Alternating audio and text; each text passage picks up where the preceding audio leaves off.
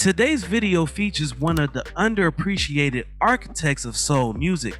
This songwriter, producer, and vocalist was one of the lesser known products of Motown Records' 60s and 70s factory, owing to his tendency to work quietly. His hallmark style was a highly romantic approach to soul music, which produced several hit recordings over 50 years, including collaborations with Quincy Jones and Minnie Riperton. The Quiet Storm expert published over a dozen ballad-heavy albums for labels including United Artists, Gordy, Elektra, and Stax. The centerpiece of today's video is all about Leon Ware. Before we start, let's be sure to leave a like on the video, subscribe to the channel, and push the notification bell to be sure you won't miss on any more uploads. Now without further ado, let's cue that intro.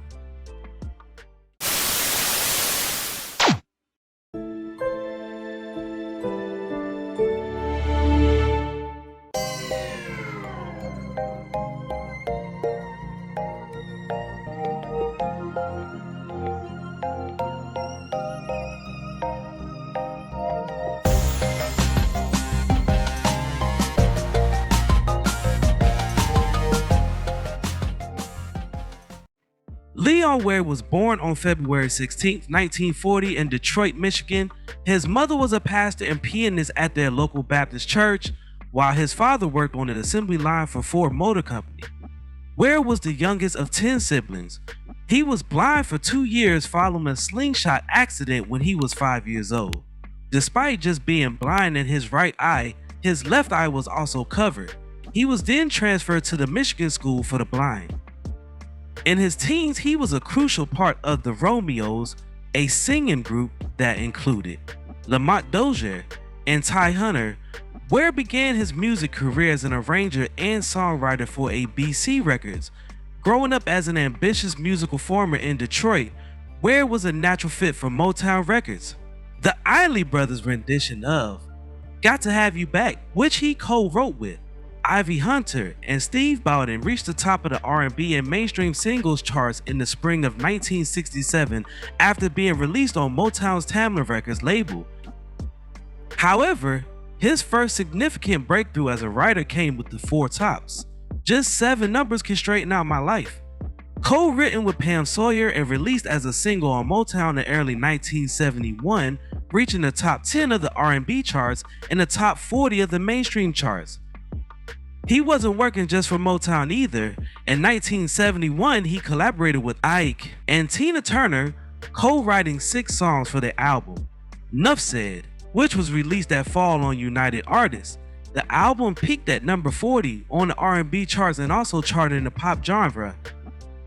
Ware signed a contract with United Artists and his self-titled first album was released in 1972. Back at Motown, Ware began working with Arthur T. Boy Ross, the younger brother of Diana Ross, and they wrote I Wanna Be Where You Are, which Michael Jackson recorded for Motown on his early 1972 album, Got to Be There. When it was released as a single in the spring, it peaked at number 2 on the R&B charts and made it into the pop top 20.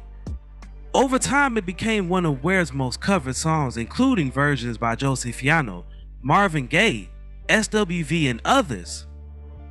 In 1973, Ware earned songwriting credits on records by The Average White Band, Donny Hathaway, and the Jackson 5, Give Me Just Another Day, which he penned for the Miracles, was released as a song on Tamla in the fall and made the R&B charts. In the spring of 1974, he charted his next R&B record, If You Were My Woman by Lattimore on Glades Records. That same season, Quincy Jones' album, Body Heat, was released on A&M Records, marking a very significant milestone for him.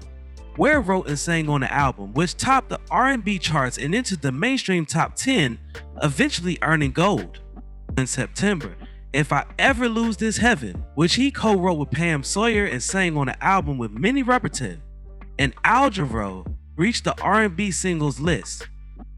Nearly a year later, it rose to even greater prominence when the Average White Band recorded it for an Atlantic single that peaked at number 40 on both the pop and R&B charts. It went on to become another huge property for Ware, with covers by musicians like Jonathan Butler, Sergio Mendes, and Nancy Wilson.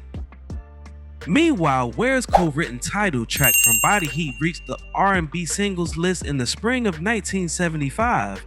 Rolling Down a Mountainside, which he co-wrote with Jacqueline Hilliard, also became an R&B smash this time for the main ingredient on RCA Victor Records that spring, hitting in the top 10 and entering the pop chart before serving as the title tune of the group's following album. Ware worked with Minnie Riperton and Richard Rudolph on the song Inside My Love, which appeared on her epic album Adventures in Paradise, which was published in the spring of 1975. The song, which was released as a single that summer, became a top 40 R&B smash and made it to the mainstream charts. At the time, Ware was working on 2 projects at Motown. He was producing tracks for T-Boy Ross and making his own solo album. But when label head Berry Gordy heard one of the proposed Ross songs, I Want You, he decided Marvin Gaye should record it instead. When Marvin heard the material Ware had done for his record, it was converted into a Marvin LP instead. Ware created what would become Marvin Gaye's I Want You album. The title track dominated the R&B charts and reached the top 20 on the mainstream charts. It eventually became a standard, recorded by Herb Alpert, Gato Barbieri, Madonna, and Michael McDonald, among others. The album I Want You peaked at #1 on the R&B charts and reached the top 10 on the mainstream charts. It spawned a second song after the dance code written by Ware, Ross, and Gaye, which reached the R&B top 20 and into the mainstream charts. After giving away the material for his record, Ware resumed work on a solo album for Motown, producing Musical Massage, which was released in September 1976 by Motown's Gordy Records subsidiary. He claims that Motown wanted him to give Gaye the songs from this album as well, and that when he refused, the label issued the album but did not promote it, leading to his financial failure. So he returned to becoming a songwriter for others. In the late 1970s, he contributed songs to records by Minnie Riperton, Marlena Shaw, Melissa Manchester, and Bobby Womack. In 1979, Fabulous Records released his third solo album, Inside Is Love. It reached the R&B charts in December, along with this single, What's Your Name?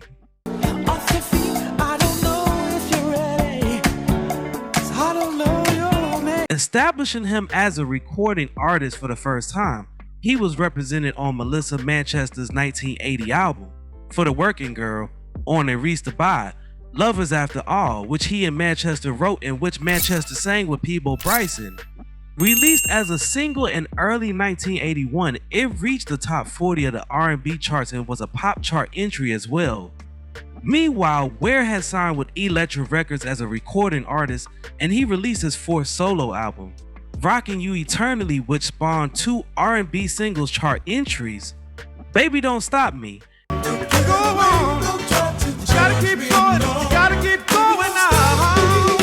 and the title song, but did not itself reach the charts.